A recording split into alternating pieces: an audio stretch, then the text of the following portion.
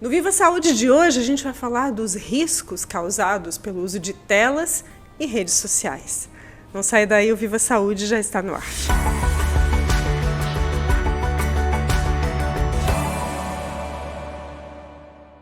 No Viva Saúde de hoje, a gente vai falar sobre um tema super atual, mas que precisa ser trazido à pauta para reflexão. A gente vai falar sobre os riscos causados pelo uso excessivo de telas e redes sociais. E antes de apresentar nossos convidados, quero agradecer aqui os apoiadores Ortonil Maria Rocha e Unicred. Bom, o ator de Hollywood, Tom Holland, sinalizou, disse que estava abrindo mão das suas redes sociais temporariamente por conta da sua saúde mental. E nesse mês de setembro, a gente está focando bastante na importância da prevenção e dos cuidados justamente com a saúde mental. Para falar sobre os riscos causados, os riscos decorrentes do uso excessivo de telas e redes sociais, a gente recebe hoje aqui no Viva Saúde um casal que tem muita propriedade para falar sobre esse assunto. Digo casal porque não é algo que costuma acontecer por aqui, mas a gente tem que comentar, né? Doutora Giglioli Romancini Lim, médica de família, nossa convidada aqui, VIP, né? Porque vem aqui sempre compartilhar assuntos ligados ao comportamento humano. Seja bem-vinda, doutora. É um prazer estar aqui mais uma vez, Elke. E hoje o nosso estreante, doutor Jaime Lim, que é neuropediatra. Muito bem-vindo também, doutora, a esse espaço. Boa noite, muito obrigado. É um prazer enorme estar aqui. Queria agradecer o convite, agradecer a Gi também pelo convite. Que fez a conexão com a gente. É um prazer enorme. A gente não poderia deixar passar, né? Não, uma oportunidade, que precisamos aproveitar aqui. Vamos aproveitar esse tempo, e trazer a informação para o nosso público. Sim. Bom, queria começar falando. E até essa pergunta vai para os dois, assim, porque a gente sabe que a doutora faz essa abordagem mais voltada ao público adulto e o doutor tem bastante propriedade com relação ao público infantil. Uhum. São dois públicos que estão expostos aí grandemente aos riscos, tanto do uso de telas excessivo, quanto de redes sociais, Principalmente as crianças, principalmente o uso de telas, começam a introduzir essa ferramenta desde pequenininhos, Uhum. Eu quero saber de vocês inicialmente, como que está essa situação hoje, de maneira geral, e o que a gente pode fazer para reverter essa situação?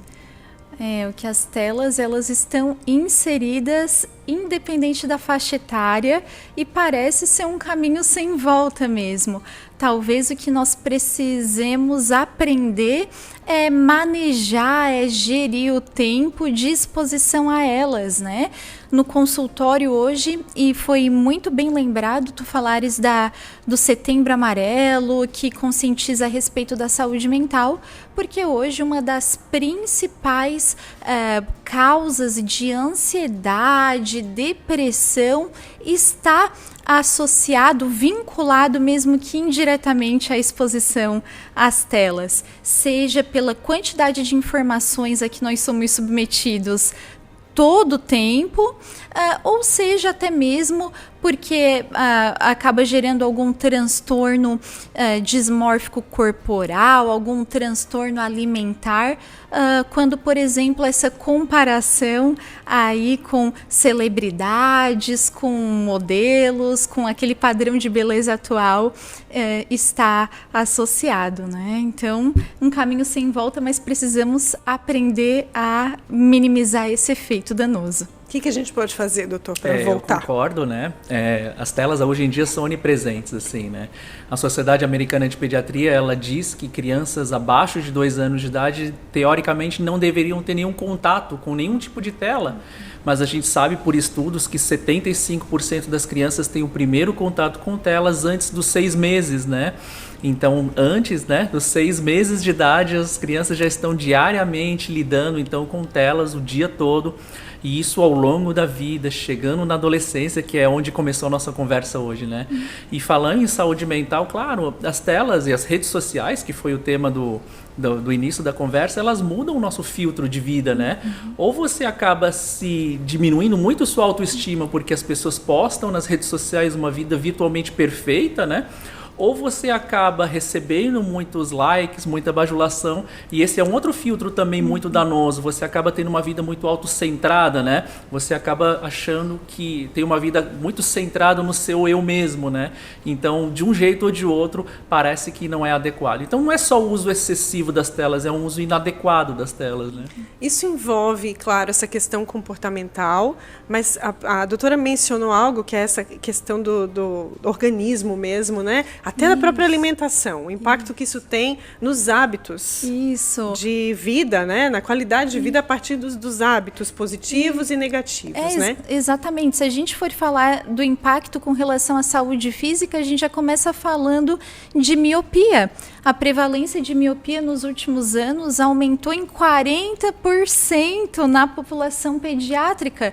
Claro que a exposição às telas foi intensificada pela pandemia, mas alguns estudos demonstraram que se a criança tivesse pelo menos 2 horas ao ar livre, esse risco de miopia pode ser mitigado, reduzido. Isso.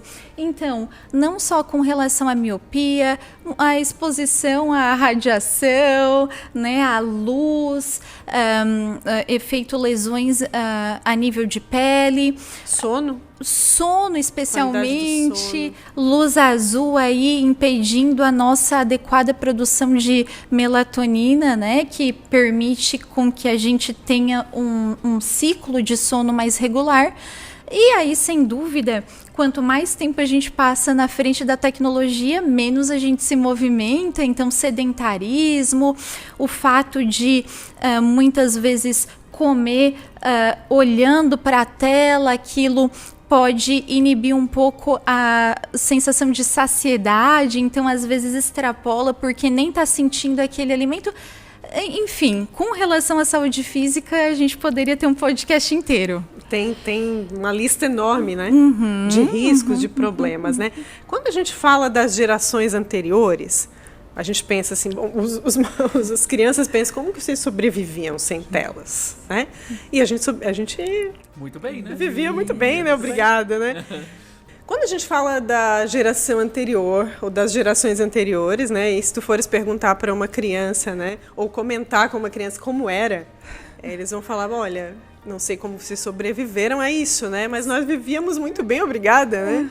E como manter esse equilíbrio? Se a gente sabe que está falando para uma mãe, para um pai que tem um bebezinho e que é bom falar sobre isso porque vai inibir um pouco essa prática, mas em algum momento vai precisar desse recurso, porque tem alguma atividade para fazer paralela, tem uma sobrecarga de atividades muitas vezes, tem uma necessidade de estar distraindo aquela criança de alguma forma mais prática, mais fácil, e aí recorre às telas, né?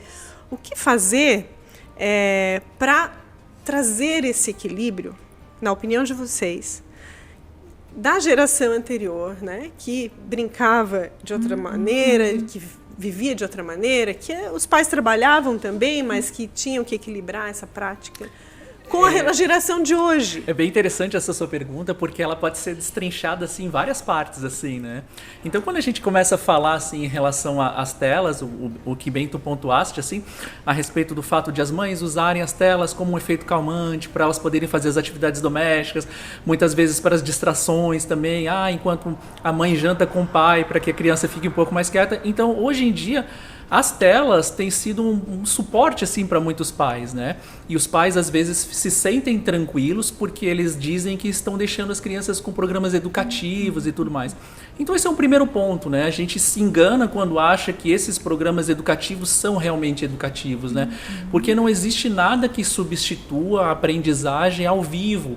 Então, vários estudos já pontuaram isso, onde a gente aprende muito melhor quando o pai ou uma mãe ensinam uma criança diretamente do que através de uma tela. Então, a gente não consegue considerar essas telas, esses programas como programas educativos. Então isso acaba tirando um pouco esse mito assim de que realmente eles estão educando as crianças. Porque outra coisa que os pais falam hoje em dia é o seguinte: eu preciso inserir ele nesse mundo digital, porque como é que ele vai ficar quando crescer? Vai ficar para trás. Vai ficar para trás. Mas isso não é verdade, porque nós não tivemos exposição a telas e aprendemos. Hoje a gente aprendeu.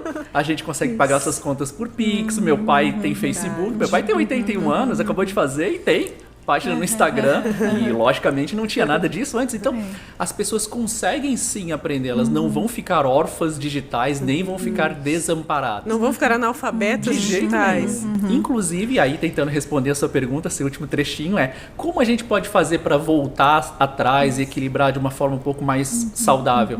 Bom, as nossas atitudes em relação às telas contam muito para as outras gerações, né? Então, se a gente conseguir servir como exemplo, claro, é difícil. Claro, hoje em dia, até a Gi estava puxando minha orelha hoje, se a gente conseguir não levar o celular para a mesa, não levar o celular para o quarto, ter momentos em família onde a gente possa conversar sem as telas, livre de telas, já é um bom começo, né?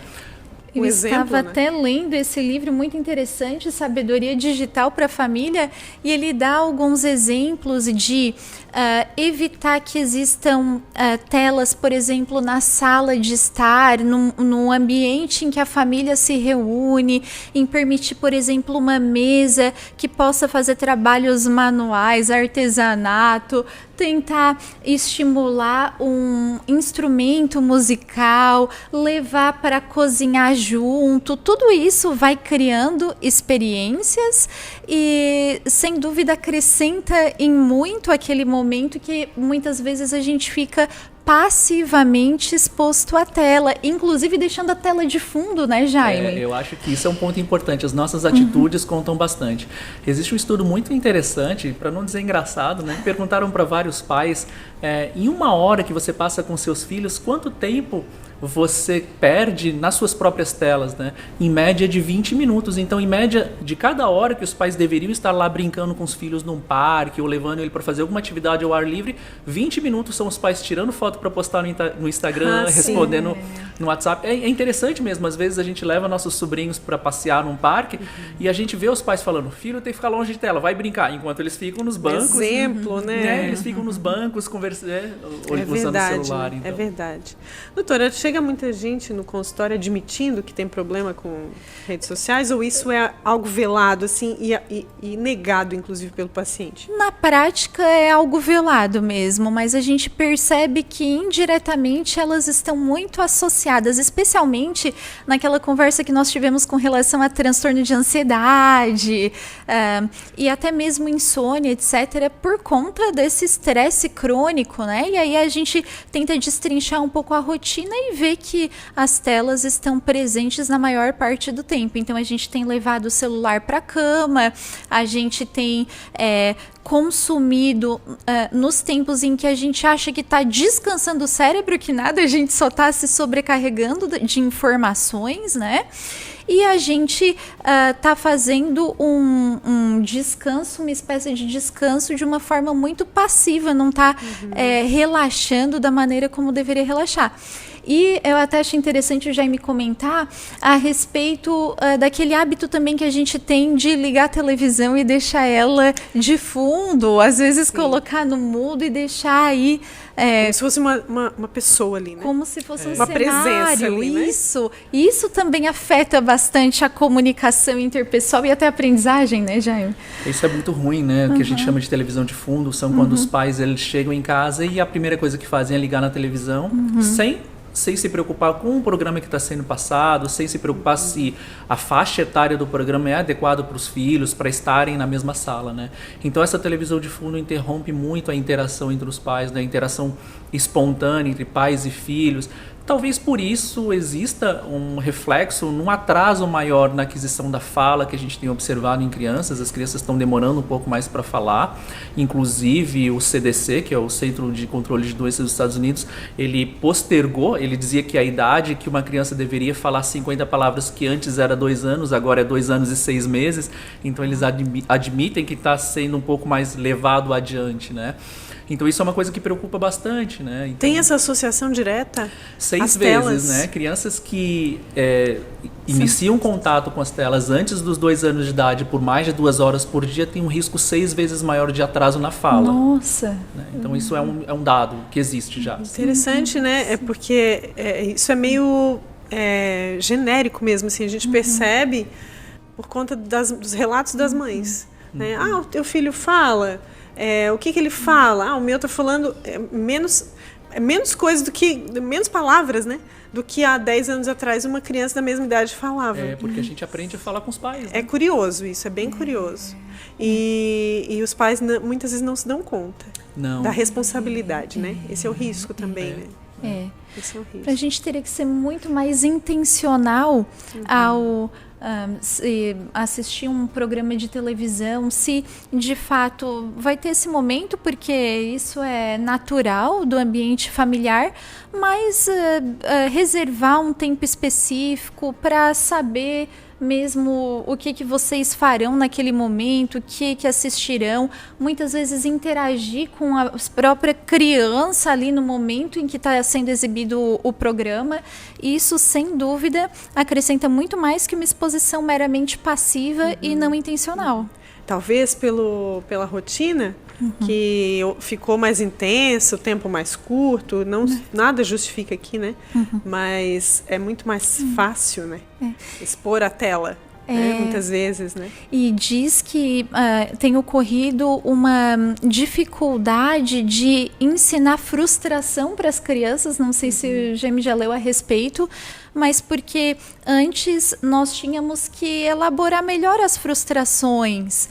E agora, até mesmo nós adultos, né, a gente tem utilizado essas telas como uma espécie de antídoto ao tédio. Então um analgésico, a gente não permite ter aquela experiência muitas vezes importante, dolorosa, porque dá um jeito de se anestesiar com entretenimento muitas vezes vazio. É interessante, eu estava lendo hoje que cerca de 42% dos adultos tem uma coisa chamada nomofobia, que vem do termo em inglês chamado no mobile phobia, que é ficar sem o celular. Nossa. Então as pessoas começam assim, será que meu celular está com carga? Será que está dando sinal? Será que eu vou perder alguma mensagem? Porque as pessoas agora não conseguem ficar assim sem a possibilidade de não estar antenadas e recebendo alguma informação. Né? Então é algo que as pessoas não conseguem mais tolerar não ficar ligados ou constantemente à disposição naquela tela, ou estarei perdendo alguma coisa. Sim, assim, essa né? sensação é bem real mesmo.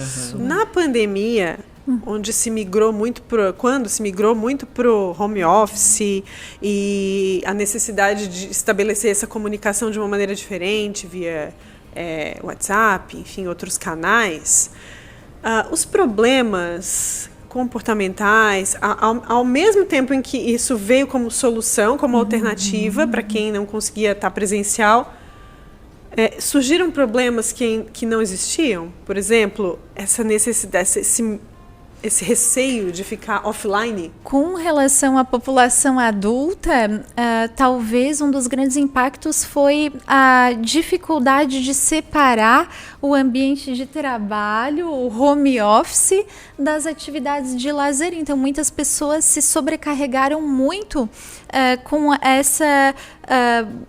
esse compartilhamento no mesmo espaço do ambiente de lazer e o ambiente profissional. Então, sobrecarga, aumento da ansiedade e até depressão, né? Culminando com depressão.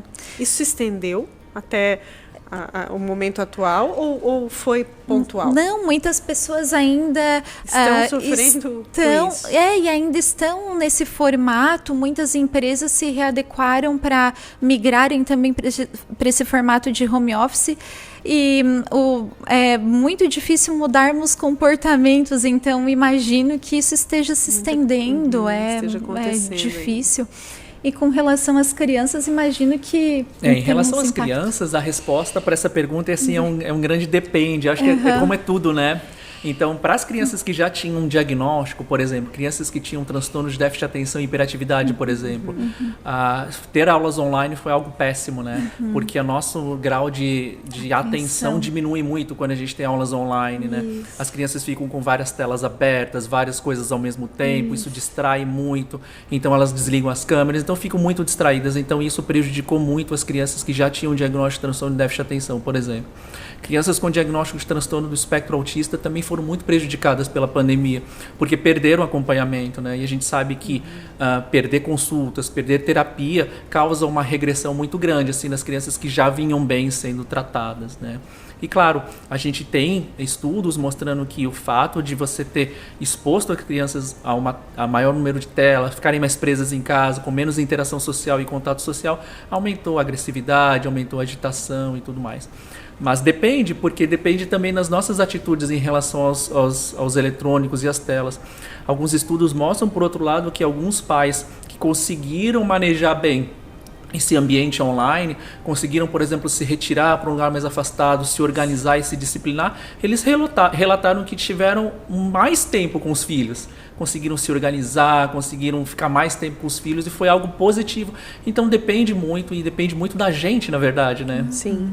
Doutor, estabelecer limites para o acesso dos adolescentes, pré-adolescentes, enfim, essa faixa etária, né, que é muito alvo, né, dessas telas e das redes sociais. Estabelecer limites de horários funciona e qual o ideal? Então, as recomendações são várias, né? E as recomendações podem mudar um pouco de meninos para meninas, tá? Meninos têm uma tendência maior a se envolver com jogos eletrônicos, videogame. Meninas têm uma tendência maior a se envolver com redes sociais, né? Então as consequências podem ser um pouco diferentes. Então, por exemplo, meninos em excesso de videogame, por exemplo, elas podem estar expostas mais à agressividade. 89% de todos os jogos eletrônicos envolvem algum tipo de violência, né? Não precisa ser necessariamente violência contra outra pessoa. Guerra, tiro. Às vezes é matar um zumbi, às vezes é matar um extraterrestre, mas violência em 89% dos jogos. Diferentes dos jogos que a gente jogava, né? Pac-Man, Fórmula 1, né? Super Mario, né? Então hoje os jogos mudaram muito, ficaram muito tecnológicos e muito reais, né? Isso traz alguns fenômenos, né? As crianças hoje em dia muito viciadas nesses jogos violentos se tornam menos empáticas, então elas ficam mais anestesiadas com o grau de violência, querem cada vez jogos mais realistas e cada vez jogos mais violentos, ou elas vão ficando mais inseguras também, porque elas acham que o mundo é extremamente violento, então tem essas consequências, né? Já meninas com esse excesso de redes sociais, aí é o que a doutora Gi estava falando, o excesso de ansiedade, depressão, claro, porque elas estão expostas também a uma realidade que não é real, né? Além disso, tem toda a questão de cyberbullying, né? 50% dos adolescentes admitem que praticam algum tipo de cyberbullying, né? E o cyberbullying é muito diferente do que era o bullying que a gente vivenciava na escola. O que é o cyberbullying? É um cancelamento virtual. É mesmo? Então, na nossa época, quando a gente sofria bullying na escola, mas a gente voltava para casa, tinha mais ou menos um porto seguro, tinha os amigos da rua, brincava e ali a gente se livrava um pouco. E hoje com o cyberbullying, o bullying se estende além dos horários escolares, né? Você tá lá no grupo da escola, grupo da sala, você vai sendo massacrado 24 horas por dia, né? E é tão grave isso que 11% das crianças que sofrem de cyberbullying têm um risco maior de suicídio, então isso afeta muito os adolescentes, então é algo muito sério. E aí, além o que dá questão de limitar a exposição, o tempo de exposição, que foi a tua pergunta, se né? Se isso funciona, se realmente, de alguma maneira... sem dúvida, a faixa varia de acordo com cada faixa etária, então até os 2 anos, teoricamente, zero tela, de 2 a 6, 1 hora, acima de 6, 2, né? Mas isso não deveria se estender indefinidamente. E além do tempo, eu diria que o conteúdo também. No consultório, em se tratando de adultos, especialmente homens, eu recebo alguns homens com queixas, por exemplo, de disfunção erétil, problemas com relação à intimidade no lar, tamanha exposição, por exemplo, a conteúdo de pornografia. Então, isso é bastante sério, né? tem um impacto que muitas vezes aquela pessoa não se dá conta Exato. do perigo. Exato. E a internet, ela acaba permitindo aí que ocorra um estímulo cada vez maior de diferentes formas, de modo que às vezes a intimidade casual não estimule da mesma maneira, né? E aí imagina quando se trata de crianças ou adolescentes Informação, que né? muitas vezes não têm o discernimento de escolher conteúdos apropriados, né, para faixa etária. Como lidar? A recomendação... Na prática, Jaime, como que fazer? A recomendação é o seguinte. A recomendação diz que as crianças não devem ter acesso à internet no quarto, em um ambiente isolado, em um ambiente privado. Os computadores de casa devem estar na sala, onde os pais podem passar de vez em quando para ver os sites. Os pais devem aprender a mexer com os computadores, então aprender a acessar o histórico de busca para ver onde as crianças estão assistindo, no que elas estão se metendo, né? O que ficou uma tarefa muito mais difícil com os celulares, porque através do celular você consegue acessar a internet de qualquer lugar, né? Então, nesse ponto é importante. Falando há 5, 10 anos, eu lembro muito dessa recomendação de ter o computador no meio da sala para que tivesse acesso. Mas agora os computadores estão nas mãos, né? Uma boa recomendação talvez seja... tudo bem que o adolescente, o filho, queira ter um celular, né? Mas o pai é dono do carregador. Então, acabou a bateria... só vai conseguir carregar se... é uma boa dica. O pai fica com o carregador, não deixa o carregador com o filho. Então, de alguma maneira tenha o controle. A condição de controlar, de monitorar, né? Alguns pais conseguem controlar bem os horários, alguns pais conseguem controlar melhor o conteúdo, então varia bastante, né? Mas isso talvez possa ser uma coisa que possa ajudar alguns pais a começarem isso. Proibir telas na hora do jantar, proibir tela depois das 8 quando for deitar, celular no quarto deveria ser proibido, a gente deve carregar o nosso celular na sala. Comprar aquele despertador simples, né? Até para nós mesmos. Que funciona. Sim, porque o fato de você ter constantemente o seu celular emitindo sinais, blips de mensagem, atrapalha muito o sono, né? Porque tu ouve aquele barulhinho, será que alguém... E aí tu acorda e o teu sono fica muito picado, né? Mesmo que não perceba a própria luz que ele vai emitindo esporadicamente, isso com certeza atrapalha. Parecem medidas tão simples, mas que mexem tanto com o comportamento, né? A gente começou essa conversa falando justamente sobre reverter isso, porque muitos pais já permitiram tanto por conta de que o amigo acessa, mas é só um pouquinho, e vai de pouquinho em pouquinho, quando vê, né? Já deixou muito, e para voltar a isso, precisa de atitude, né? Precisa de uma atitude firme pelo bem da família, pelo bem do próprio filho, né? Até questão de relacionamentos, né? Hoje em dia, relacionamentos interpessoais têm sido prejudicados pelos celulares, né? A gente sai para restaurantes e as pessoas, ao invés de conversarem entre si, ficam cada um nos seus aparelhos de celular, né? Sim. Então isso atrapalha também, né? As relações interpessoais. Sim. As coisas vão mudar bastante, eu acho, daqui para frente, né? Mas... Para melhor ou para pior? Quando fala que mudar... A gente não sabe para onde vão as coisas com 5G e expectativas aí de mudar a comunicação, a maneira como comunica, né? Eu penso que algumas coisas têm que ser preservadas sempre, né? Conservadas, assim.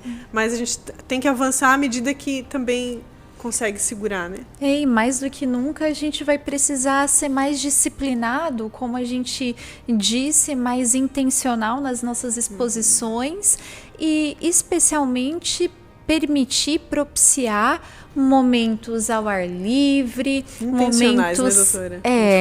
De lazer, de comunhão, de explorar atividades manuais, etc., porque realmente a tecnologia ela veio para ficar, é um caminho sem volta, mas ela não pode deixar nos dominar. A gente não pode ficar refém desse tipo de exposição tão doentia quando utilizada assim, sem critério.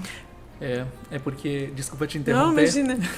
Por favor. É difícil porque as redes sociais, que é o tema, assim, um dos temas da conversa de hoje, as redes sociais, elas foram desenhadas para nos viciar, né? Isso. Então elas têm vários programadores. Janelas e janelas não Vários acabam programadores fazendo isso diuturnamente, né? 24 horas por dia, planejando e programando formas de você ficar ali. Porque hoje em dia diz que a informação, né? Os dados são o novo petróleo, o novo ouro, né? Quanto mais tempo você ficar logado em determinada página, mais informações, mais dados teus você fornece para a empresa e isso faz com que eles ganhem dinheiro. Então eles precisam fazer com que você fique o máximo de tempo possível ligado, né? E aí a gente recebe muito estímulo da recompensa, recebe uma notificação e consegue se entreter com aquilo. Então realmente é muito fácil de acabar se viciando nessa tecnologia, porque a gente trabalha por meio de recompensa mesmo. E aí se as grandes empresas têm informação até da quantidade de tempo que tu ficas numa postagem, isso... E aquilo que te interessa. Né? Aquilo que te interessa, exato. É interessante, né? Assustador, porque eu tava vendo esses dias no Netflix, tem um botãozinho agora, se você não sabe o que assistir, surpreenda-me, né? Sim. E não é que é legal mesmo? Eles Eu não dão umas experimentei dicas, ainda. eles dão umas dicas boas, assim, acho que é direcionado pelo teu histórico, Sabem né? tudo sobre ti, é o que... E aí eles vão vendo o teu Isso. histórico de coisas que você assistiu e vão direcionando e eles conseguem saber mesmo. Sabe que esse lance da recompensa é tão interessante que muitas vezes tu sabe disso, tu sabe que os teus dados estão expostos, mas tu precisa tanto e tu faz essa troca, essa barganha. Né? Tu claro. Libera. Não tem problema, porque eu quero acessar esse site, eu vou aceitar os cookies. Isso, É complicado, né? É realmente a recompensa do entretenimento que vai fazendo com que muitas vezes nós fiquemos menos resilientes, não saibamos lidar com frustrações, mais irritados e mais desatentos. E mais desatentos, porque muito bem lembrado. As telas hoje em dia, elas são muito rápidas e elas vão criando na gente uma noção de recompensa imediata, né? Isso. Eu não sei se tu lembras, mas quando a gente assistia televisão, a gente esperava uma semana pro próximo capítulo, né? Ninguém maratonava uma série, né? Hoje em dia a série estreia, você já assiste a temporada inteira no fim de semana, né? Verdade. Você precisa daquela recompensa imediata. A pessoa não aprende mais a Aguardar o retardar, dia seguinte, a esperar. o episódio da novela E é as só amanhã. pessoas não leem mais também, porque agora as mensagens têm que ficar cada vez mais curtas, foram ficando cada vez mais curtas, agora é só imagem, né? Sim. Então, E agora é vídeo, vídeos imagem, curtos. Tudo muito palatável. e né? tem que ser muito rápido, né? palatável, Muito Gestão rápido. muito rápida. Precisa captar a nossa atenção nos primeiros segundos As pessoas- mesmo. O ser humano está ficando mais desatento. Né? Imediatista. Isso é generalizado, doutor? Está acontecendo mesmo? Eu acredito que sim. Saiu um estudo bastante interessante mostrando um grupo de adolescentes, quase 600 adolescentes que não tinham diagnóstico de déficit atencional. Tá? Então eram adolescentes que não tinham diagnóstico, eram adolescentes saudáveis, vamos dizer assim. E aí eles dividiram esses adolescentes em 3 grupos de acordo com os hábitos que eles tinham em relação a redes sociais. E eles viram que o grupo que tinha mais contato com redes sociais, por exemplo, eu tenho conta no Instagram, no Twitter, no Facebook, tem um monte. Eles tinham sintomas muito semelhantes com aqueles que tinham déficit atencional, porque eles ficavam muito tempo ligados em várias coisas ao mesmo tempo. E, Então, a sensação que dá é que, poxa, consigo fazer várias coisas ao mesmo tempo. Mas a acho que não sensação consegue que fazer dá. nada E direito. aí, resumindo, Não faz nada direito. quando a gente fala dessa situação do ator de Hollywood, Isso. né, que é uma pessoa, claro, com inseguranças, né, com, enfim, ansiedade, né, como todas as outras, ele acaba acendendo um alerta importante, né? Sim, inclusive lendo a respeito disso, alguns especialistas dizem que o ideal é não precisar chegar a esse ponto de precisar se privar e sair de toda e qualquer rede social, porque aquilo gera um sofrimento muito importante, um gatilho aí para crise de ansiedade, né? Porque quando chega nesse ponto, já doeu muito, né, Já doutora? doeu muito, já esgotou emocionalmente. Não esgotou. foi assim, ele acordou segunda-feira e falou, não, hoje eu não quero mais. Já machucou muito. Isso, a gente precisa acender o sinal de alerta muito antes disso. O que a gente está falando é prevenção também. E quando é o ponto, doutora? Claro que ouvir a respeito disso já ajuda. Isso, sem dúvida. Mas quando tomar a decisão? Quem sabe alguém de casa, como eu falei para o Jaime, quem sabe tentar livrar a nossa refeição, né, um momento mais sagrado, e um jantar livre de telas. Às vezes um familiar que tem notado, ou a gente mesmo que tem percebido que está precisando daquele estímulo constantemente, ou quem sabe quando vai procurar ajuda médica por transtorno de ansiedade, por depressão, por transtorno dismórfico corporal, por muitas vezes uma compulsão alimentar ou uma anorexia. Enfim, eu acredito que já seriam sinais claros de que as telas estão aí influenciando, estão sendo um grande fator de risco, né? Então, isso que a doutora Gi falou são basicamente os critérios assim diagnósticos para vício em telas, né? Existem como critérios, por exemplo, prejuízo na vida social e acadêmica, então notas das crianças caírem, começar a faltar ao trabalho ou começar a ter um baixo rendimento no trabalho, isso já é um sinal de alerta, né? Pessoas à sua volta, amigos e familiares te dizendo que você tem usado mais do que o deveria, então chamar a atenção de pessoas à sua volta também. Você precisar cada vez de mais tempo envolvido com telas e perda de atividades sociais. Então esses 4 critérios diagnósticos fazem a gente acender o alerta de um uso excessivo de telas. Importante, porque muitas vezes a gente fala, né, para alguém, sai do WhatsApp quando eu tô aqui contigo conversando, né? E parece brincadeira, né? Mas não é. O doutor falou que não é. Justin Bieber comentou, né? Deixou esse comentário aí se solidarizando com o ator. E ele mesmo acabou cancelando recentemente os shows por conta de transtorno de ansiedade, síndrome do pânico, né? Um sofrimento emocional importante. Então, quem sabe a gente precisa chamar atenção, né, para prevenir. Antes que a gente precise realmente se desligar, né? Por completo. Que as pessoas hoje postam e já querem ver quantas curtidas, já ficam animadas porque fica aparecendo, fica dando mensagem, as pessoas ficam animadas, então é algo muito aditivo mesmo, né? É verdade, né? A gente tá quase caminhando. A gente tá Como caminhando assim? pro finalzinho. Uma hora o Claudinho fez sinal aqui pra mim, eu tô quase ignorando o sinal dele. Porque é uma conversa que rende muito, né? É muito importante que essas informações possam... A gente nem falou sobre TEA, né, doutora? Falou rapidinho, né? Eu acho que a gente tem que marcar outros dias, hein? Com certeza. O espaço aqui está aberto, super aberto, né, pra gente conversar. Mas é importante esse alerta. Porque de alerta em alerta, isso. Alguma consciência vai gerar, né? Independente da faixa etária, né? O que talvez a conversa de hoje seja importante para isso. Um impacto muito importante desde o atraso da fala até lá na mais tenra idade, até as pessoas adultas e idosos. Então, e acho que já que a gente abriu falando do Tom Holland, né, não se respeitar também, né, não negligenciar a sua dor, né? Negligenciar Eu acho que não levar com a barriga assim, sabe, e chegar longe. Procurar ajuda antes. Pode se tornar algo grave, né? Procurar ajuda antes.